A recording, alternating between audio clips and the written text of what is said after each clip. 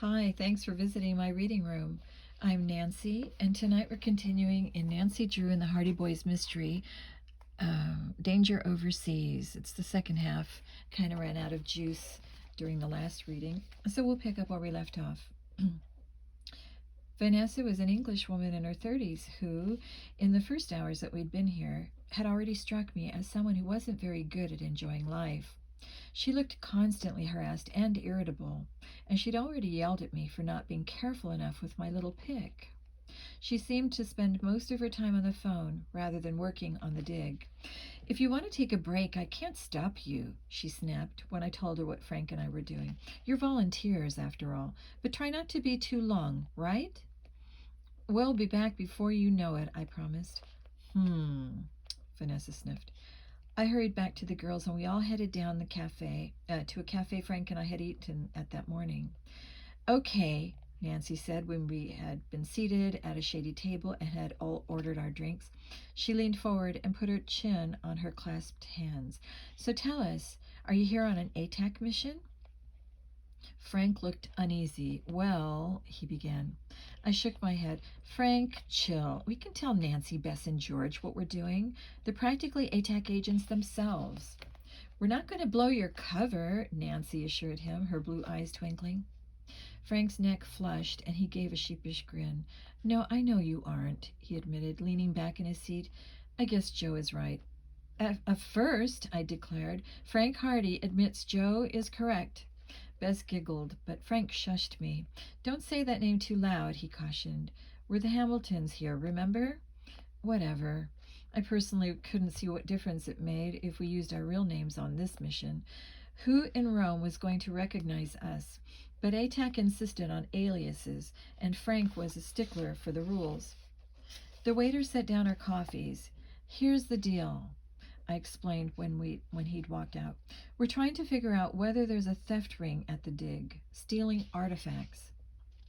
Frank chimed in, and we told the girls about Sam Lewis, the things he'd try to sell online, and the Italian authorities' fear that he wasn't working alone. "He seems really scared about something," Frank added. "He's refusing to cooperate with the Italian police, even though it could only help him." "What do you know about him?" Nancy asked.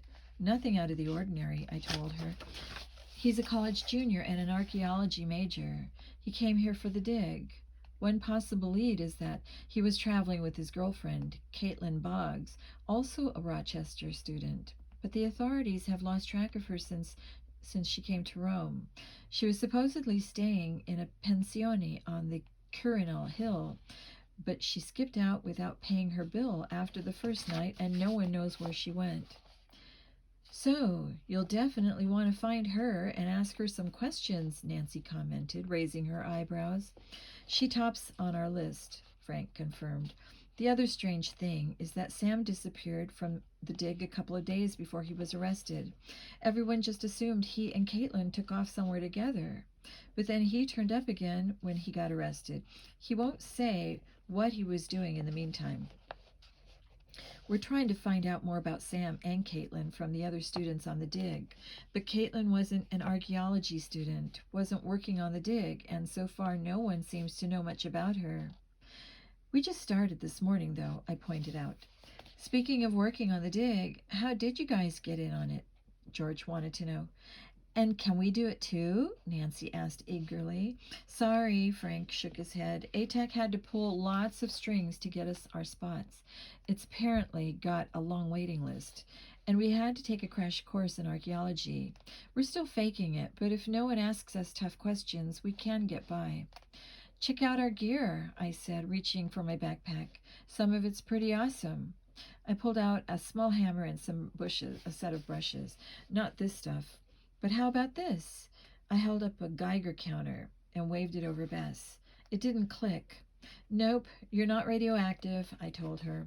She flashed her dimples at me. "That's a relief. What do you think what do you need that thing for anyway? Are you trying to detect ancient Roman bombs?" "No," Frank said, laughing. "The Geiger counters are for use in radiocarbon dating. That's a method we use to figure out the age of artifacts." See, radioactive carbon occurs in nature and its half-life. Don't get technical, Frank, I interrupted. All we need to know is it beeps when it finds radioactivity. I took out a pad of paper. And then there's this.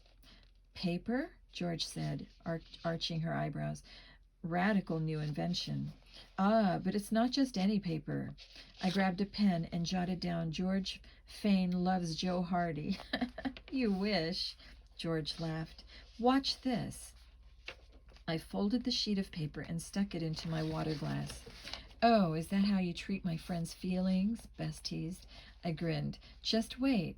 I gave it 10 or 15 seconds, then fished out the wet page. Unfolding it, I showed the girls that the writing was still as crisp as ever. It hadn't even smeared, and the paper hadn't turned to pulp either. Completely waterproof, Frank said happily. Cool, George, Nancy and Bess all said together. I wagged my eyebrows at George. Guess this means you're going to love me forever, I teased her. Like I said before, you wish. George punched me lightly in the arm, her cheeks pink. Frank was checking his watch. Sorry, but I think Joe and I had better get back to work, he said. Let's meet up later, Nancy suggested. We have a dinner tonight, as you heard, but maybe we could get together tomorrow for lunch. Sounds great, Frank agreed, and I nodded. We settled on a restaurant that Bess had read about, One Tree Merli, not too far away from the dig. Then we headed back up the hill and got back to work on our quadrants. The day had grown even hotter. After 15 minutes, my shirt was soaked with sweat. I was working alongside Kyra. Arthur, luckily, was nowhere in sight, so I didn't have to worry about more awkward questions about my college experience. So how long have you been working on this dig? I asked as I chipped at a clod of hardened mud with my little pick. Thunk, thunk. Found anything good yet? 5 weeks, Kyra told me. I haven't found anything yet, but we've barely scratched the surface. It'll probably be the better part of a year before we excavate the whole structure. A year! I tried to imagine squatting in the dirt, sifting through dirt, breathing in dirt, staring at more dirt than this every day, like this every day for the next several months. Thunk, thunk. I decided I'd rather be boiled alive. This quadrant could have some really important finds in it, Kyra went on. I'm sure you've studied all the layouts, so you know that we're definitely excavating Claudius's tablinum. I searched frantically through the jumble of facts we'd been force-fed by ATAC just 2 days ago. Was a tablinum a room? A piece of furniture? No good. I was drawing a complete blank. Yeah, that's really cool, was my brilliant comeback. I decided to probe a little. So has anyone found anything really valuable yet? I asked. You know, like gold, jewels, that kind of thing. Kyra shrugged. Not that I know of. You make it sound like we're on a treasure hunt. We're not. We're looking for history. But some treasure would be pretty cool, you have to admit, I said with a grin. Or are you saying that if I find a gold necklace lying around, no one will miss it if I just stick it in my pocket? Kyra frowned. I don't think that's very funny, she said. Come on, I can't believe no one ever tries it, I said. Little things must go missing from archaeological digs all the time. You know, old coins and medallions and stuff, like the stuff Sam Lewis had tried to sell. I wouldn't know, Kyra said coldly and turned her back to me. Plink, my pick ran on some kind of rock. Remembering what I'd been told, I put the pick down and took up my trowel instead. I scraped gently at layers of soil, clearing it away from a grayish bit of smooth stone. Hey, I said, feeling an unexpected spurt of enthusiasm. I think I found something. Kyra, forgetting she was offended, turned around. What? She demanded, craning over my shoulder. I picked up the whisk broom and swept more dry earth aside. Reaching down, I gently extracted the chunk of stone from the ground. It looks like a head, I said, studying it. It was deeply weathered, with features so worn away they were hard to recognize as someone's face. Wow, Kyra's voice was full of wonder. Put that down, an English accented voice said sharply. I glanced up. Vanessa was glaring down at me. Don't you know not to take an artifact out of the ground until it's been photographed? She said. Whoops, I had been told that. Sorry, I guess I just got carried away, I said. Vanessa didn't look any happier. She fitted the stone head back into the ground, pulled out a Polaroid camera, and took shots from various angles. It's an ancestral bust, Kyra volunteered. The shape is exactly like a head of Emperor Augustus that I saw in the Vatican Museum. It's nothing of the sort, Vanessa snapped. The crudeness of the sculpting suggests it's from a later era, perhaps 9th or 10th century A.D. It's medieval, not imperial. But the laurel wreath on the, Kyra objected. Vanessa cut her off. It's imitation. Really, I think I know more about the subject than you. Unearthing the head again, she carried it off toward one of the trailers. Miss Congeniality, I said under my breath as I watched her go. She can be pretty nasty, it's true, Kyra agreed truthfully. The thing is, she really is an expert on artifacts from the Imperial era. But she's wrong about this one. That's an Imperial era bust of Augustus. I'm sure of it. Well, people do make mistakes, I pointed out. Kyra shook her head. That's a big mistake for someone like Vanessa. With her experience and knowledge, I'm surprised. I stared after Vanessa with a sudden interest. Mistake? Or misdirection? Could she be deliberately trying to make us believe we'd found something worthless? As I watched her, I saw Vanessa stop, take out her cell phone, and press it to her ear once again. I decided maybe it was worth trying to hear what she was saying. Be right back, I told Kyra, and I hopped over the string that marked the edge of our quadrant. Vanessa was standing near a row of portable toilets, so I pretended I was going to use one. Stepping inside, I held my breath against the stink and climbed up so that my ear was against the vent.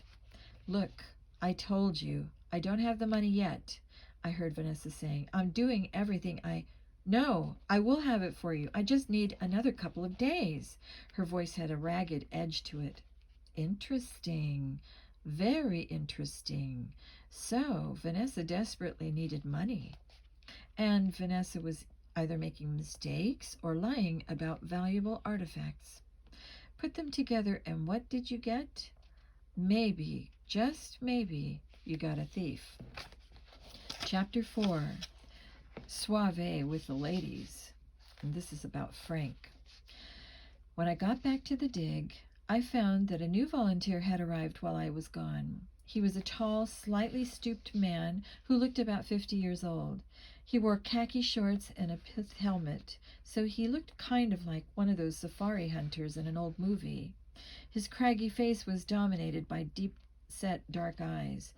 As I walked up, he was standing with his trowel dangling from his hand, talking to one of the other volunteers, a girl called Margaret. Well, of course, Claudius was one of the great scholars of his time, he was saying. He certainly read several languages, and I believe he kept up correspondence with at least 6 or 7 prominent philosophers across the empire. As a young man, he studied with the historian Pliny. Uh-huh, Margaret said. She had a slightly glazed expression on her face. Who's the new guy? I asked Jeff, the 4th volunteer on our quadrant, in a low voice. No way, he's a college student. His name's Claude Bonheur, Jeff whispered back. No, he's not a student. He's strictly an amateur. Here because he's obsessed with the Emperor Claudius. He rolled his eyes. And I do mean obsessed. He'll talk your ear off if you let him. How'd he get a spot on the dig if he's not a student? I wanted to know. Jeff held up his hand and rubbed the fingers together. Money talks, he said. Bonheur is some kind of multimillionaire in the shipping industry. From what I heard, he's practically financing this dig single-handed. So if he wants to come out and play archaeologist, of course no one's going to tell him he can't. I guess not, I replied. Not that he does a lot of actual work, Jeff added. Mostly he just stands around and talks. There was this guy working on the dig before. dude named Sam. For some reason, Bonaire really liked to lecture him. He laughed. It got to be every time that Sam saw Bonaire coming, he'd try to hide. Sam, I said casually, though my interest had perked up. You mean the guy I replaced? I heard he got arrested. What's the deal with that? Jeff shrugged. I was pretty surprised when I heard about him stealing artifacts. He always seemed serious about archaeology to me, but I really didn't know him that well. You know, most of us hang out with each other when we're not working, but Sam never did, because he was always with that girlfriend of his, Caitlin. They were practically joined at the hip, and she didn't seem very interested in archaeology, even though she was always hanging around here at first, distracting Sam. At first? I raised my eyebrows. Why'd she stop? Who knows, Jeff said. I think Sam said she got a job. I did get the impression they were kind of short of cash, but then we all are. He grinned. That's what being a student is all about, right? His grin faded. I guess that's what made Sam do what he did. Maybe so. So was this Caitlin staying at the university? I asked. All the volunteers on the dig crew had been given places in the dorms in a local university. Joe and I were sharing a room. No, Sam was, but Caitlin wasn't allowed to since she wasn't with the crew, Jeff said. I don't know where she was staying. He shook his head. There was something kind of shifty about that girl. She was pretty enough and nice enough, but I just got a weird vibe off her. Interesting. I filed that one away. Margaret and Bonaire joined us, and the conversation shifted to other things, mainly the Emperor Claudius. It was true. Bonaire did seem kind of obsessed with the guy, but I also found what he had to say interesting. He really knew his stuff. Claudius was completely misunderstood throughout history, he told me, because he limped and had a speech impediment. People believed he was an idiot. But he really was a very capable administrator. Unfortunately, with a couple of exceptions, most of the scholarship about the period still tends to overlook him. We worked for a couple of hours, sifting through the dry, heat-baked soil, looking for shards of pottery or bits of carved stone or metal. There was something very satisfying about being out here under the sun, searching for clues from the distant past. I liked it. But it wasn't really here to be an archaeologist. Much as I was enjoying it, Joe and I had a mission, which meant I should get cracking. I glanced about my quadrant. I'd probably gotten all the information I could about Sam out of Jeff. Margaret might have something to add, but I didn't want to make Jeff suspicious by harping too much on Sam and Caitlin. And Bonaire, though he'd apparently spent some time talking to Sam, seemed an unlikely candidate for involvement in a theft ring. After all, he was really insanely rich. Why would he need to steal artifacts? To tell the truth, I didn't think any of them were likely candidates for this crime. Maybe I should be working at it from another angle.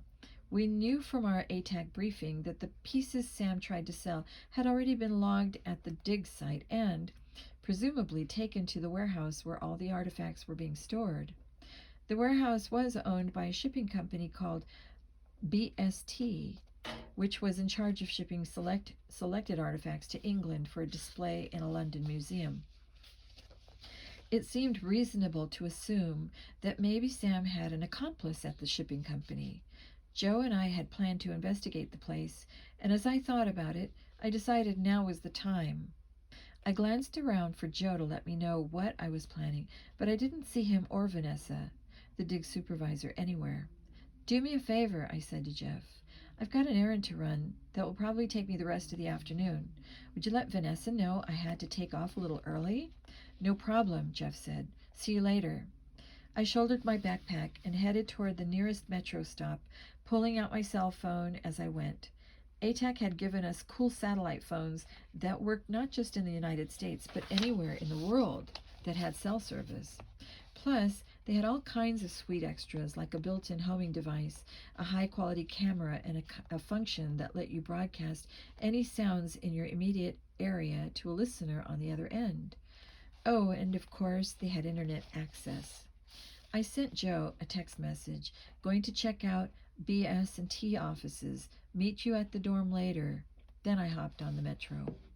I took the metro to the local train station and caught a train for Civitavecchia, which was the port city where BS&T had its offices.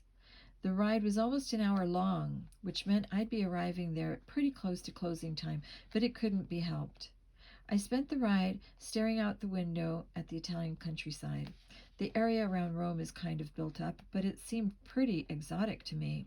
The land was mostly flat, divided into plots by hedges made of narrow, pointy evergreen trees. The farther from the city we got, the more the suburban sprawl gave way to farms. Most of the houses were low to the ground, with little red tile roofs and warm blue or gold stucco walls. Here and there, herds of cows grazed, and once, in the distance, I spotted a row of immense stone arches striding across a field. I felt a twinge of excitement. That had to be the part of the ancient Roman aqueduct network. This is the kind of mission I could stand more of, I thought. Travel, see the world, and so far no one has tried to turn me into ground meat. I'm loving it. At last the train arrived at Civitavecchia. I made my way toward the docks, figuring out that was where BS&T would have its office. Once I got there, I used my tiny stock of Italian phrases to ask directions and amazingly found the BS&T office right away. The office was a prefab building that stood a little ways back from the dock, next to a warehouse where a tin roof and a long row of loading bays were. One or two trucks were parked in the bays, but I couldn't see anyone in them or in the warehouse. The whole place looked pretty sleepy. I had a basic cover story prepared, but after that I would just have to wing it. I had no idea who I'd meet here or what connection, if any, they'd have to our mission, but I hoped I'd be able to strike up a conversation with whoever I met and learn something that way. Squaring my shoulders, I walked into the office. The place was functional but not luxurious, with upholstered visitors' chairs facing a couple of desks. The walls were covered in framed posters of ships throughout the ages, everything from Roman triremes up to modern tankers and cargo vessels.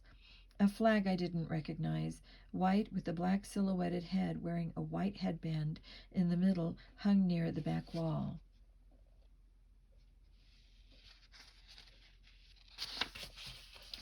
A young woman with long black hair tied back in a loose ponytail sat at one of the desks, frowning at a computer screen. The nameplate on the desk read, Joanna Payol. Buongiorno, I said to her. I searched for the right words in Italian. Mi dispiace, me non parlo. I speak English, she interrupted, not returning the smile. She gave me a severe look, and I couldn't help noticing that her eyes were green, with long black lashes. She was very pretty. Oh, well, good, I said, a little flustered. Pretty girls do that to me. I'm from the dig on the Palatine Hill. Someone sent me down here to pick up a package. A package? Joanna repeated. That doesn't make sense. There is no package here. Who would send you to pick up a package from us? Her accent was very good, and she spoke rapidly, the words coming out like bullets. Vanessa? I said, praying she wouldn't call Vanessa to check. She told me someone else, and someone else told me. Maybe I got the message wrong. You did, Joanna stated. There's no package for Vanessa or anyone else here. You bring packages to us. We don't send packages to you. She turned back to her computer. Oh, well, then I guess it's my mistake. I wasn't doing so well in this conversation. What is it that you do here? I mean, what's your connection to the dig? We ship things, Joanna snapped, for the dig and for our clients. We are a shipping company. She gave me another sharp look. I'm closing the office now. You'll have to go. Right. Okay. Well, sorry I bothered you, I said. Hitching my backpack into a more comfortable position, I headed for the door. I could feel my neck turning red. Very suave, Frank. I'd struck out completely, and I hadn't learned a thing. I could practically hear Joe's voice in my head saying, Leave schmoozing the pretty girls to me, big bro. You stick to the stuff you're good at. Or worse yet, Nancy Drew giving me that sympathetic smile of hers as she told me how she would have handled things. Humiliating. As I passed the warehouse, I impulsively ducked into one of the loading bays. I had no idea what I was looking for, but I figured I might as well poke around inside, scope the place out, in the name of being thorough. Otherwise, this trip would have been a total waste. The inside of the warehouse was shadowy, the air still and hot under the tin roof. Rough wooden pallets full of shipping crates were stacked one on top of the other in long rows, creating narrow alleys. Some of the pallets were covered in tarps, while others were bare. The fluorescent lights that hung from the ceiling were all switched off. "Hello?" I called. "Anyone here?" No one answered. Good. I could snoop freely then. I prowled down one row and turned a corner, trying to read the labels on the shipping crates. But of course, in addition to being in Italian, they were all obviously written in the usual industrial jargon, with lots of serial numbers and codes that meant nothing to me. I used my camera phone to snap a couple of pictures on the off chance that ATAC could learn something useful from them. As I neared the back of the warehouse, I became aware of a sound coming from somewhere behind me. It sounded like a radio, not tuned to any station, just pure static. But it was very faint, almost at the edge of hearing. I turned, trying to pinpoint where it was coming from. Weird, it still seemed to be coming from behind me, even though I was facing the opposite direction now. I turned again and crept forward a few steps. The sound seemed to move with me. What could it be? Virtually no daylight from the open bays made its way back here, and all the overhead lamps were shut off, so it was pretty dark. I banged my shin on a shrouded crate and groaned softly in pain. That's when a new sound joined the faint one, staticky noise. A noise that was definitely coming from a point close to me, somewhere to my left. Growling, as in a guard dog. Oh, I winced. This could be a problem. Then I heard yet another sound, this one to my right. Make that plural. Guard dogs. And I was caught in between them. Chapter 5. Nancy, to catch a thief. Oh my gosh, everything is so incredibly beautiful here. I think I must be in heaven. Bess's voice was hushed. I laughed. That's the first time I've ever seen anyone have a religious experience in a leather goods store. Picking up a brown leather satchel, I stroked its buttery softness. Bess was right. The stuff in here was really special. Even though there were high-end leather stores in River Heights, somehow the merchandise looked more stylish here in Rome. I have a feeling this is the start of a whole afternoon of religious experiences, George drawled. Bess has been talking about making a pilgrimage to the shops of Rome since we found out we were going on this trip. I've been wanting to make a pilgrimage to the Italian fashion scene since I was 6, thank you very much, Bess retorted. Now, if we can only persuade Aunt Estelle that we need to make a side visit to Milan. I put down the bag and walked over to the selection of men's wallets. The slim black one would make a nice gift for my dad, I thought. Maybe I should get him one. And one for my boyfriend, Ned, too. I reached to pick one up at the same time as another girl reached for it. Our hands bumped, and I smiled an apology at her. She was shorter than me, but with shoulder-length curly hair and brown eyes and a heart-shaped face. She wore a green baby tee. Smiling back, she turned and drifted away. I examined the wallets and ended up choosing the black one for Ned and an oxblood one for my dad. Bess had picked out a small, squared-off bag in bright aqua for herself, and even George had given in to the lure of the leather and brought herself a wide black belt with a heavy silver buckle. Clothes next, Bess said happily as we walked down crowded Via Condotti. Each shop we passed seemed to have the name of a famous designer on it. And then shoes. Ooh, the Enzo Garboni flagship store. We have to shop here, you guys. We can't afford anything in the store, but I just need to see the clothes up close. I've only ever seen them in magazines before. We obediently followed Bess inside. Loud techno music pulsed from speakers overhead, and a shop assistant gave us a chilly smile from where she stood. The clothes on the racks seemed to be made exclusively of strips of torn fabric. I blinked as I caught sight of a headless mannequin decked out in a bomber jacket and a long burlap strip skirt with high-heeled sandals. There was something just a little creepy about it. Interesting look, George murmured to me. What did Beth say the designer's name was? Enzo Garbage? George, be good, I whispered back, fighting the urge to giggle. As Bess prowled reverently from rack to rack, I glanced out the window and caught sight of the girl from the leather store, the one who'd tried to pick up the same wallet I had. She was loitering on the sidewalk outside, checking out the window displays. I started to smile a greeting, but her eyes slid away from mine without any hint of recognition. I shrugged. Guess she didn't remember me. Come on, Nancy, aren't you dying to try this on? George asked, turning. I saw that she was holding up a short skirt made of strips of suede, alternating with strips of blue and green felt. The overall effect was sort of similar to one of those grass skirts you see in old Hawaiian beach movies. I grinned. I just don't think it's really me. Thank goodness for that, George shot back, and we both laughed. After a few minutes, we managed to pry Bess out of there, and we decided to search for an outdoor cafe to refresh ourselves with iced lattes. By this time, we were at the Spanish Steps. Crowds of tourists thronged the famous staircase and the fountain in the shape of a sunken boat in the plaza.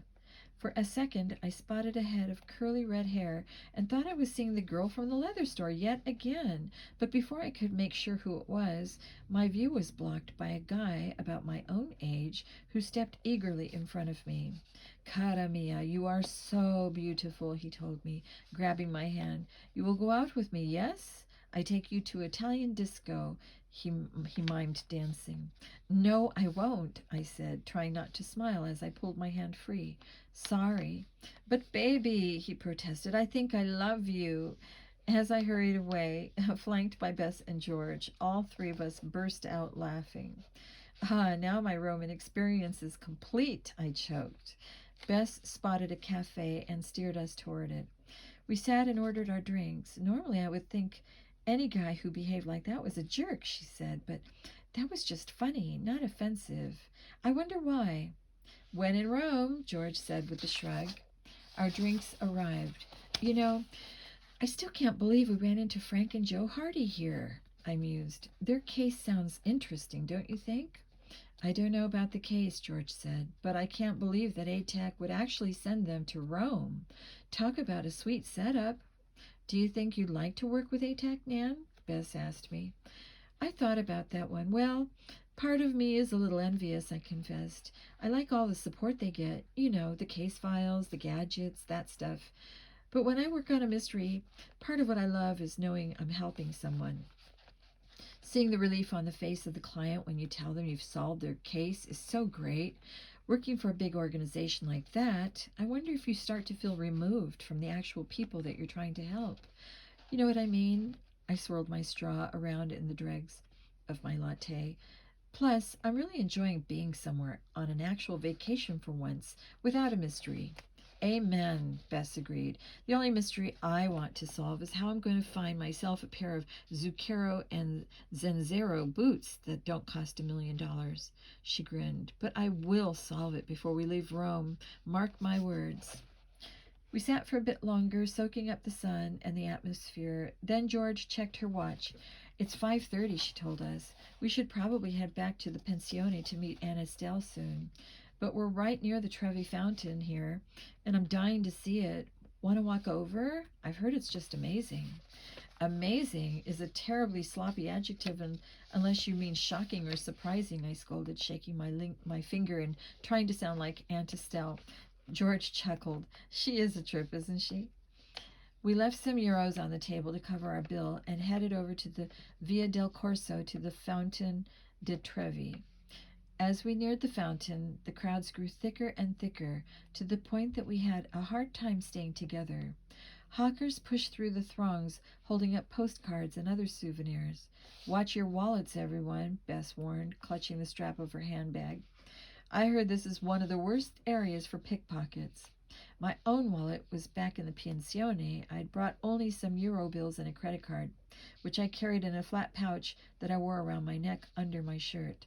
I gripped my shopping bag more firmly. "Check that out," George exclaimed as the fountain came in sight. "Have you ever seen anything like it?"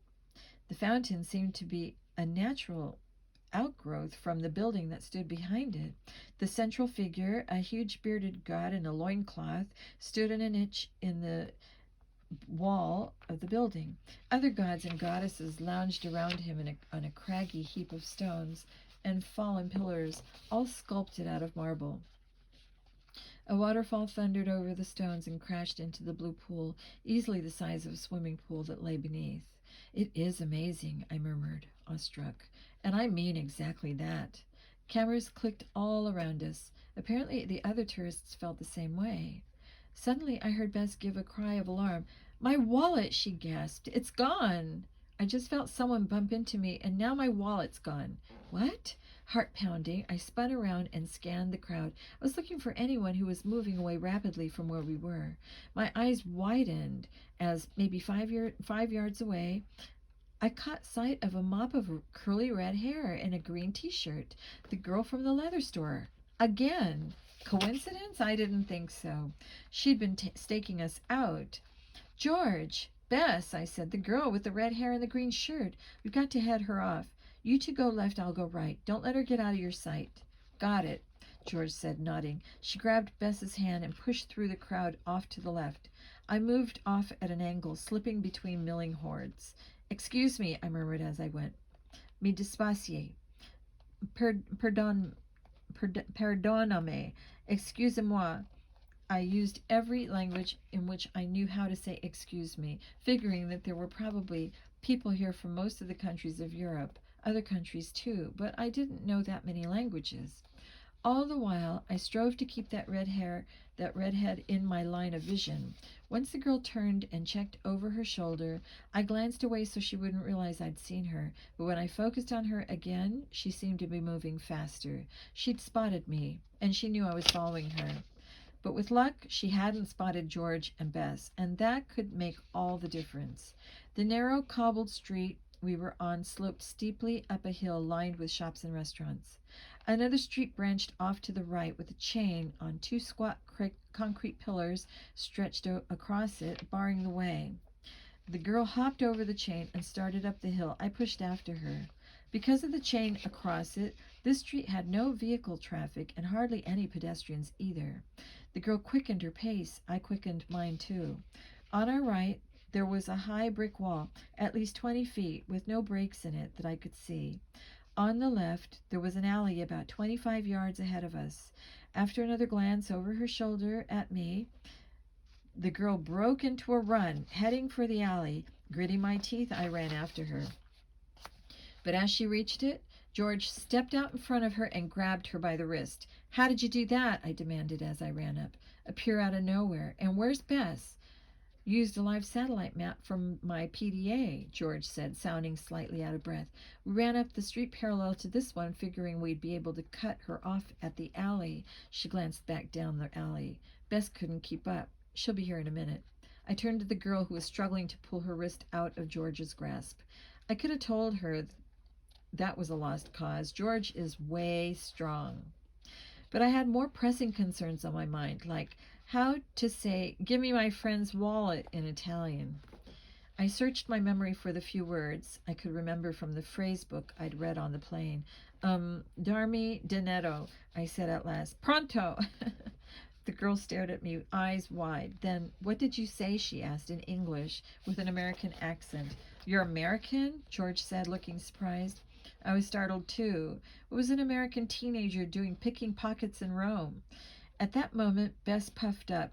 "You got her," she cried, leaning forward. She rested her hands on her knees while she caught her breath. "Okay, look," I said to the girl. "I know you've been following us, and I know you took my friend's wallet." "No, I didn't," the girl protested. "How dare you accuse me?" I sighed. I don't want to have to get the police involved. No, no police, she cried, her eyes going even wider. Then you'd better give me back my wallet, Bess snapped. The girl hesitated, as if making up her mind about something. Then, with her free hand, she reached into her shoulder bag and pulled out not one wallet, but 4. Which one? She asked, sounding defiant. I gaped at her. You mean you took all those wallets? Who are you? Her reaction was completely unexpected. Her chin quivered and her eyes filled with tears. Then she burst out crying. I don't know, she wailed, sobbing. I don't know who I am. Frank, Chapter 6, The First Suspect. I smiled at the 2 Rottweilers facing me. Nice doggies, I tried. I wondered if it was true that dogs would smell fear. I hoped not, although what I was feeling wasn't really what I'd call fear, more like nervousness. Okay, fine, it was fear. Why me? I muttered. Why was I always the one who had to face the oversized goon or the killer dogs?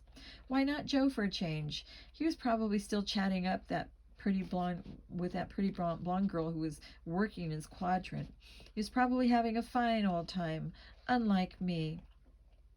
Maybe if I had acted soothing and gentle, I could put the dogs to sleep.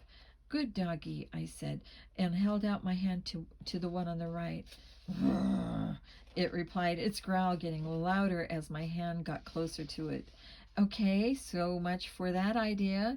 Time for plan B. Get the heck out of there.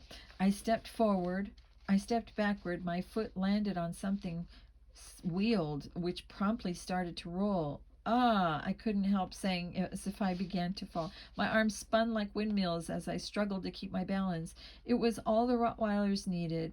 Silently, they leaped forward. I managed to use the fall to my advantage, collapsing to the side so that one of the dogs flew over my head. As it passed over me, I reached up and gave it a solid whack in the solar plexus. It hit the concrete floor and lay there looking stunned.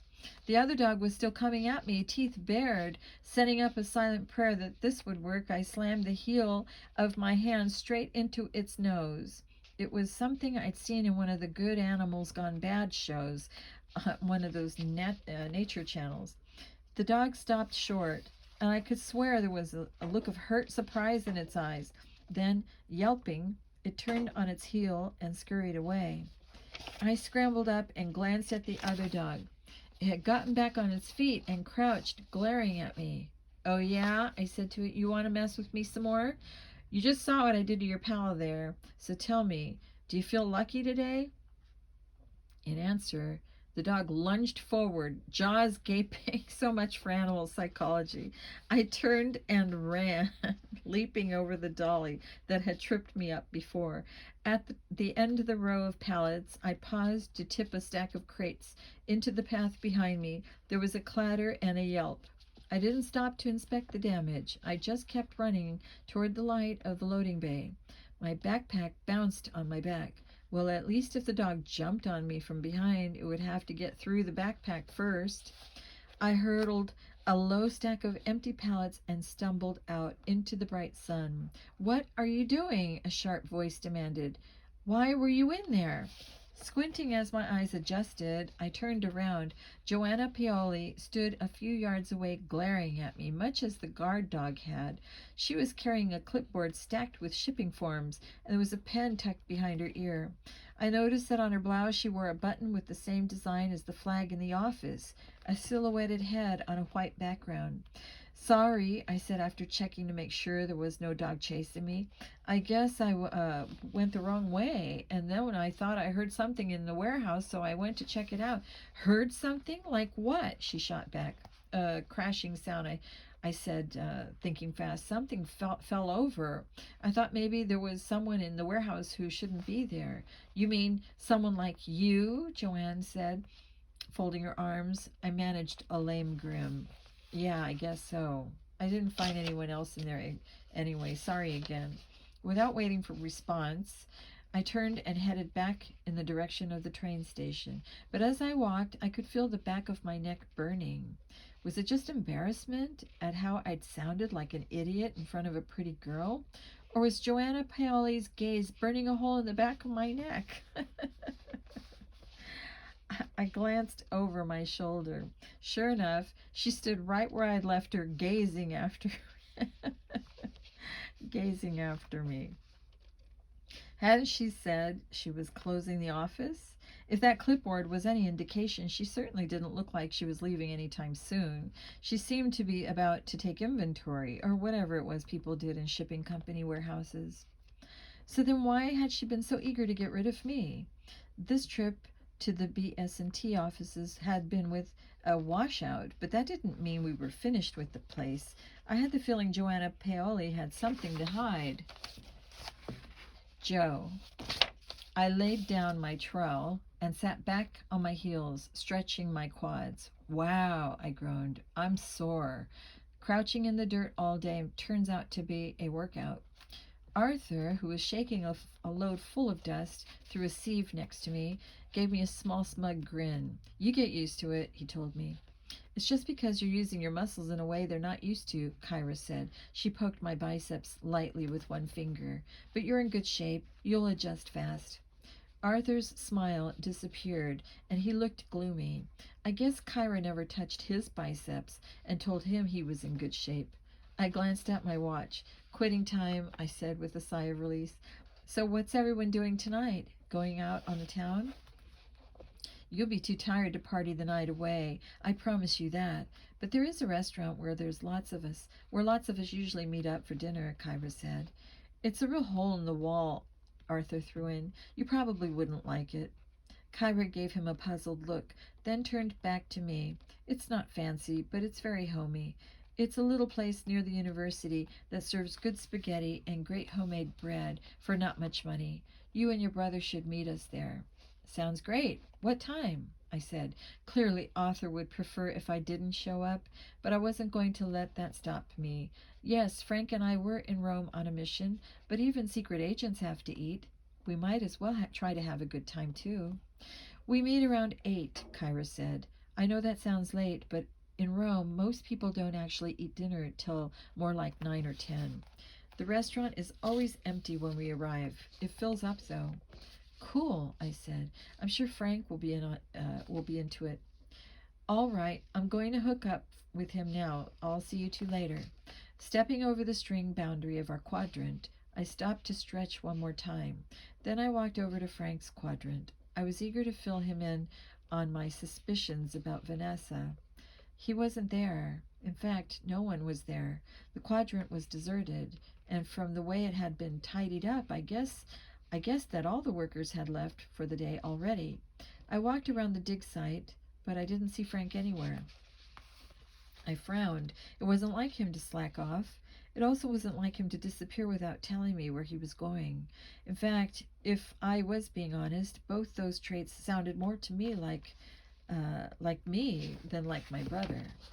Well, I thought, just because he's slacking off doesn't mean I should. I'm going to follow up on my lead on my own. And then, when my brother and I finally did catch up with each other, with any luck, I'll have something to report. I strolled over to Vanessa's office, which was in one of the 2 trailers that sat at the edge of the dig site. Glancing around, I made sure that no one was watching. Then, still moving casually, I reached for the doorknob. It was locked. Not really a surprise, and not much of a complication either, since the doorknob was one of those cheap models that you can buy in any hardware store. Easy as pie. I pulled out my pocket knife and selected the toothpick. Sliding it into the lock, I jiggled it around until I felt the tumblers inside click. And that was that. I was in. Checking once more to make sure I wasn't being observed, I slipped inside the trailer. Phew, what a mess, I muttered as I looked around. The blinds were pulled down and the small room was in shadow. A desk and chair stood against one wall, a long metal table opposite them. Books and papers were stacked on every surface, including the floor. There was an electric kettle on the table, with dirty mugs littered around it. The entire place smelled of overcooked coffee. It wouldn't be easy finding clues in this mess, but I was going to give it my best shot. Moving to the desk, I picked up one of the stacks of paper and scanned it. It was a color photocopy of some pages from a book about Roman coins. Scrawled notes in the margins said things like C 250 question mark AF at UR to verify, and note variations in head position. Within expected pars? I didn't know what any of it meant, but I was fairly sure that it all had something to do with archaeology. Whatever these pages were, they seemed to be a legitimate part of the dig. Well, I'd barely even scratched the surface. Shifting that stack aside, I poked through the other books and papers on the desktop, but it was all boringly legitimate. No suspicious IOUs, no betting slips or giant credit card bills, no, nor for that fact any artifacts. They must all be in the cataloging trailer, which was where they were supposed to be. All I could see here was more and more stuff about cruddy old clay pots and moldy old medallions. I shifted my stance and accidentally knocked over a teetering pile of books on the table behind me. Some of them slid off the tabletop and onto the floor, making a louder noise than I'd liked. I froze for an instant, but no one seemed to be coming in to check. So I got on with my search.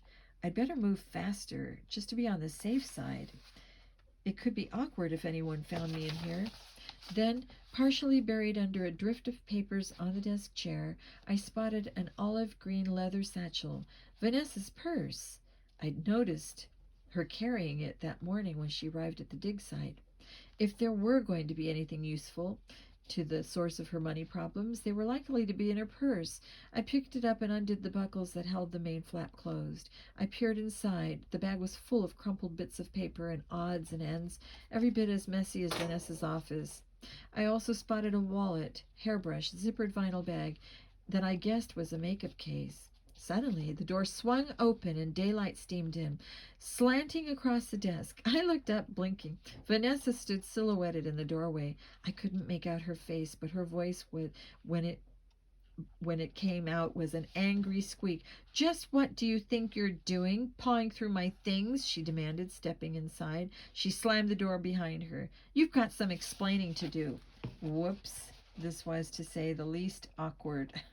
I stepped around the far side of the desk, Vanessa's purse still dangling from my hands. I was going to tell her I'd found it somewhere on the dig site and was just returning it to her. Lame, I know, but it might have worked.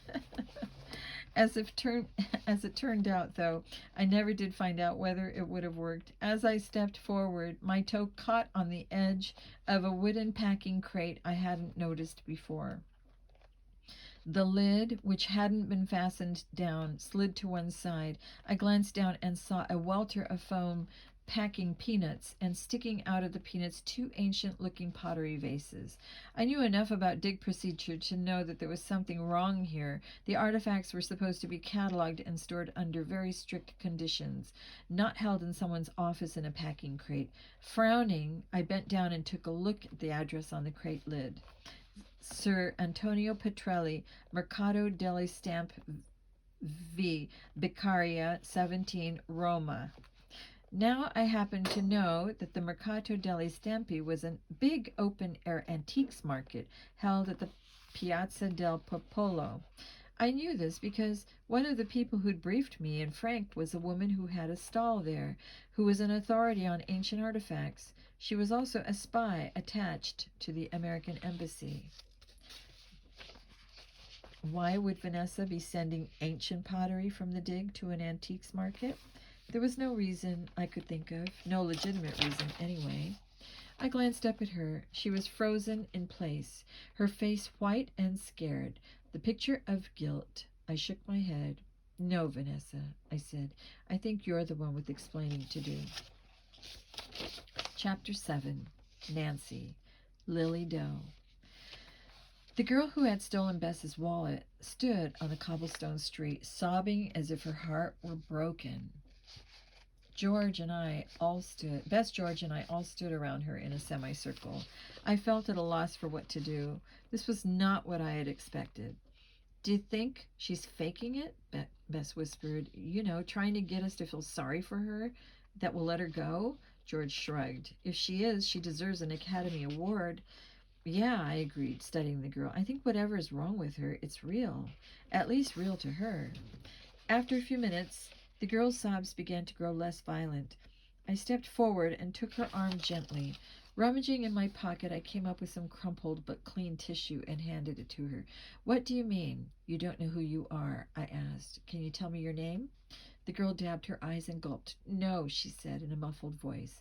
I can't remember it. Over her head, I exchanged glances with Bess and George. What can you remember? I asked. Nothing, the girl said, and burst out crying again. Oh boy, this was a very strange twist in our day.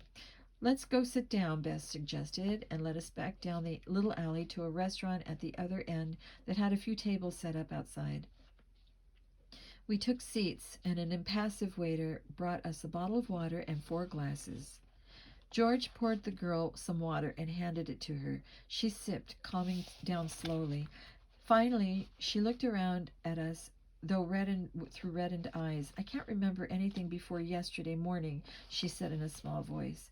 Okay, let's start there. Where were you, and what were you doing yesterday morning? I asked. I was having a horrible nightmare that I was locked up someplace small and pitch dark and damp and smelly, and that I knew someone was coming to kill me.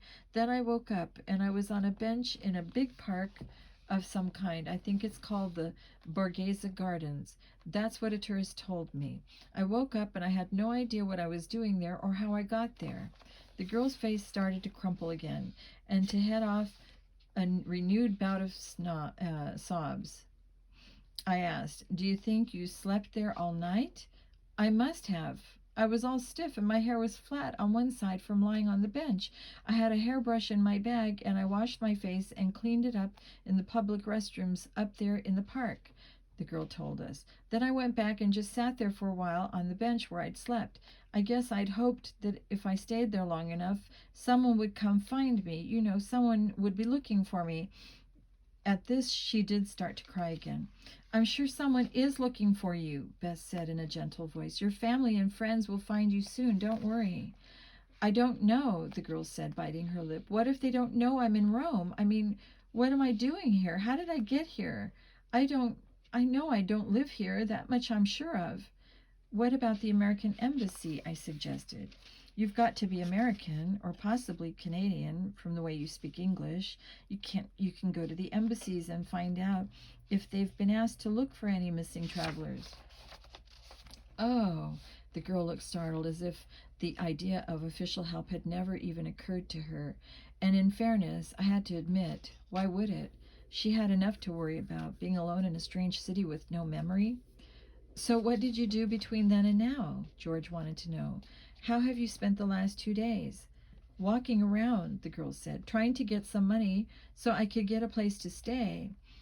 Get some money? You mean by stealing people's wallets? Bess's tone grew chilly.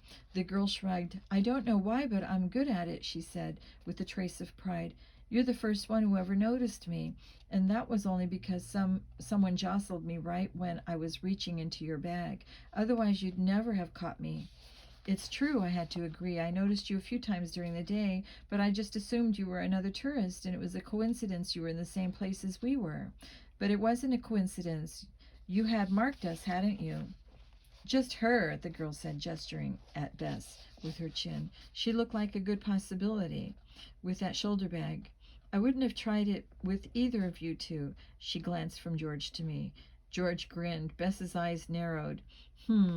She sniffed. I checked my watch.